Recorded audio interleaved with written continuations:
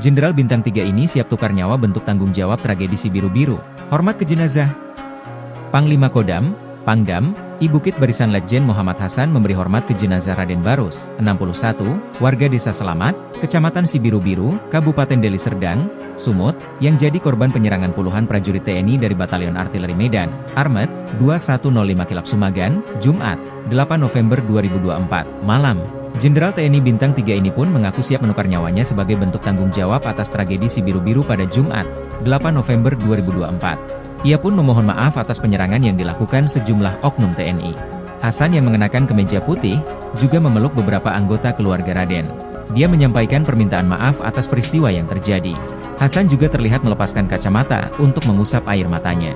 Atas nama keluarga besar Kodam IBB, kami menyampaikan permohonan maaf sedalam-dalamnya atas musibah yang telah terjadi, diucap Hasan saat mendatangi Jambur Desa Selamat, lokasi prosesi adat pemakaman jenazah Raden, Minggu, 10 November 2024. Keluarga Raden berterima kasih atas kedatangan Hasan. Keluarga berharap agar kejadian itu dapat diusut. Kami dari pihak keluarga baru sangat berharap masalah proses hukum yang Bapak janjikan, kami serahkan ke tangan Bapak. Semoga arwah saudara kami diterima Tuhan, kata seorang pria yang mewakili keluarga Raden. Sebelumnya diberitakan, puluhan prajurit dari Armet 2105 KS menyerang warga Desa Selamat pada Jumat, 8 November 2024, malam.